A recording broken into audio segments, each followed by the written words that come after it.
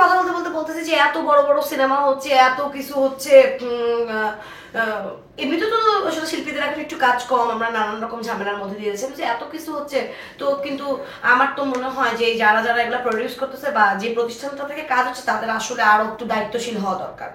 কারণ 5 কোটি 7 কোটি 10 কোটি টাকা খরচ করে ফেলতেছে, কে টাকা পাচ্ছে কে টাকা পাবে না, মানে আপনার কাছে সমস্ত হিসাবটা থাকবে না। এটা তো মানে এরকম ছবি না যে আমি 50, যেটা আমি যদি বলি যে না অনুদানের একটা ছবি 50 লাখ টাকা পাইছে কি 70 লাখ টাকা পাইছে, জোর করে আরেকজন প্রডিউসার টেনে নিয়ে এসে এরকম কাজ করছে, বাজেটের সমস্যা। এটা বাজেটেরও সমস্যা না, আমি তো টাকাটা ডাবিং করছি এবং আমি আমার পারিশ্রমিকটা পাইনি, দ্যাট ইজ ট্রু। কিন্তু হৃদয় ভাই পর্যন্ত এটা হয়তো বা যায়নি, বা প্রডিউসার পর্যন্ত হয়তো বা জিনিসটা যায়নি, কিন্তু দিন শেষে তো তার পয়সাটা আমি পাই।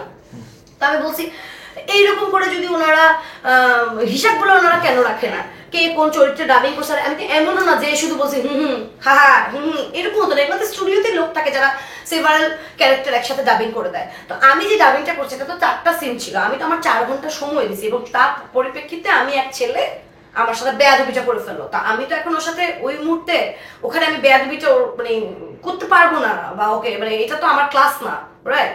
তো আমি সময়টার জন্য অপেক্ষা করছি। আমি ভাবছি যে সামনের দিকে এইবার ওই যে এত বড় বড় ছবি আসলো, নিশ্চয়ই এখন ছবি আসার যেহেতু একটা ট্রেন্ড শুরু হয়েছে, এখন নিশ্চয়ই অনেক অনেক ছবি আসবে, এখন একটা ভালো সময় হয়তো বাঁচতেছে। কিন্তু এই প্রতিষ্ঠানগুলোরও তো শিল্পীদের বিষয় সব মানে আরো একটু সচেতন হওয়া দরকার, একটু দায়িত্বশীল হওয়া দরকার। শিল্পীরা তো এতটুকু একটা প্রতিষ্ঠানের কাছ থেকে আশা করতেই পারে। আমি এই কথা বলে চলে আসছি, হয়তো এখানে আশেপাশে অনেক মানুষ ছিল। আমাকে তার 2 দিন পরে একজন জার্নালিস্ট ফোন দেয়, আমি তার নাম বলবো না। তারপর সে আমার কাছে শুনতে চায়, যথারীতি আপনারা আমাকে ফোন দিলে আমি বলতাম না কথা, এভাবেই তো বলতাম।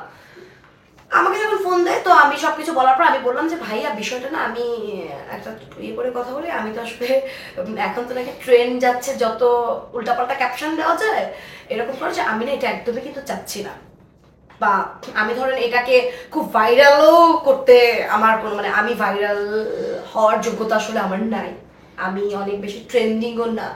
তো ক্যাপশনটার বিষয় আপনারা নিউজই করেন না, আপনি হৃদয়, আপনি যদি জানতে পারছেন সামহাও কোনো একটা কারণে, তাহলে আপনি হৃদয় ভাইকে একটা ফোন দেন, আপনি নিউজটা করেন না। তো সে বলে না আপু নিউজ একটা করে, আপনি যদি এরকম কোনো কিছু করেনও ক্যাপশনটার বিষয়ে সচেতন থাকেন, কারণ এখন যে ক্যাপশন দেখতেছি এটার পরে না আসলে কোনো মানে নিউজ পড়তে ইচ্ছা করে না, অন্যদের হয়তো বা করে, এই জন্য মিলিয়ন মিলিয়ন ভিউ হয়, আমার করে না। তো আমি যেটা করে না সেটার ভাগিদার তো আমি হইতে যাবো না নিশ্চয়ই দিন শেষে গিয়ে, রাইট? বলে না না না আপু এরকম দেখবো। আমি দেখলাম সেখানে আছে যে আমি নাকি মেহেদী হাসান বরবাদের প্রযোজক পরিচালক, মেহেদী হাসান হৃদয়ের বিরুদ্ধে আমি অভিযোগ দিচ্ছি। এটা তো খুবই লজ্জাজনক বিষয়। এই জায়গাটা আমি আমারটা ক্লিয়ার করলাম এবং আমি এটা বলতে চাই ভাই, আমি হাত জোর করে যে কোনো আমাকে নিয়ে নিউজ যদি না হয়, আমার কাজ নিয়ে আমি আলোচনা সমালোচনায় থাকতে চাই। যদি আমার কাজ না হয় তাহলে আমি থাকবো না, হঠাৎ দেখা হলে হাই হ্যালো বাই বলবো, ভাইয়া আসেন এক কাপ কফি খাই। কিন্তু কোনোদিনই এই ধরনের জিনিস আমি কাকে বিয়ে করলাম, আমি কার সাথে এখন আছি, আমি কত লাখ টাকা আমি কাপড় পরতেছি, এগুলো আমি একেবারেই পছন্দই করি না। বান্ডেল থাকলে প্রতি সেনমানিতে টাকা বাঁচবে। বিকাশ সেনমানি বান্ডেল কিনে জিতুন প্রতি লেনদেনে। এটা আমি নিতেই পারবো না যেটা আমার সাথে হোক, বা কেউ প্রশ্নটা আমাকে করুক। আচ্ছা এইখানে আমার একটা প্রশ্ন, নিউজটা যখন পাবলিশড হয়ে গেল, যেহেতু আপনি বলছেন যে বিষয়টা কি মেহেদী হাসান হৃদয় বরাবর হয়তো সে জানতো না আপনার পার্সোনাল বিষয়টা নিয়ে, যখন পাবলিশড হয়ে গেল হৃদয় ভাই যখন জানলেন তারপরে কি আপনাকে উইলিংলি ফোন দিয়েছে? হ্যাঁ ফোন দিছে, সে আমাকে উইলিংলি ফোন দিছে, সে খুবই আকাশ থেকে পড়ছে, সে আমাকে বলতেছে আমি এই জিনিসটা সমাধান করে দিচ্ছি।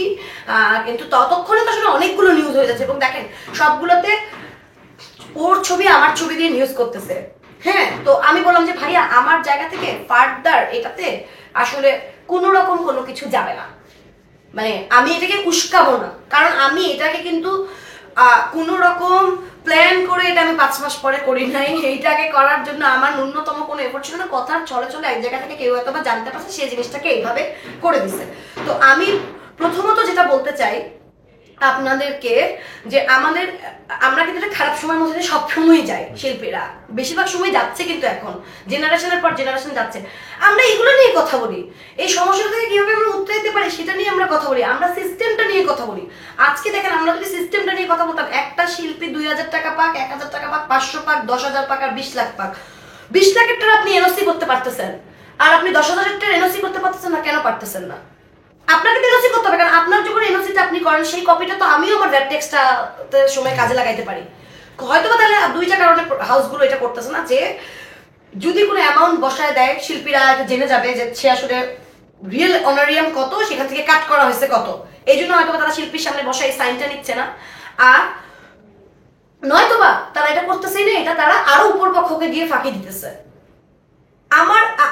যদি আমার আজকে সাইন করা থাকবে আমি এই কাজটা করছি আপনার সাথে, আপনি সাপোজ আমাকে এখন এই 1 ঘন্টা সময় দিচ্ছেন, এই 1 ঘন্টা সময়ের বিনিময়ে আমি এইটা টাকা পাইছি, তো এটা তো আমার একটা আর্নিং, রাইট? তা আমি যে টাকাটা আর্ন করছি সেটার জন্য আমার ভ্যাট ট্যাক্স দিতে হবে না এই দেশকে? তো আপনারা যদি আমাকে কাগজ না দেন আমি ভ্যাট ট্যাক্স কই থেকে দিব? প্রত্যেকে যে যদি কোনো ক্যাশ টাকা কেন দেয়? কারণ যা বাজেট থাকে এটা তো আসলে পুরোটা দেয় না, এটাকে কমানোর জন্য কাটছাট করার জন্য হয়তো এই ব্যাপার। তাহলে আপনারাও ক্লিয়ার ভাবে আসেন। জলি আন্টি সেদিন বলছে যে সে এতগুলো টাকা পায়, সেই সময় যদি এটা নিয়ে সোচ্চার হইতো তাহলে কি আজকে এই জিনিসটা দেখতে হইতো? এটা নিশ্চয়ই দেখতে হইতো না। আর সবচেয়ে বড় কথা, আপনারা তো শুধু পর্দার হিরোদেরকে দেখতেছেন, পর্দার হিরো নিয়ে অনেক আলোচনা সমালোচনা মাতামাতি এরকম সেরকম।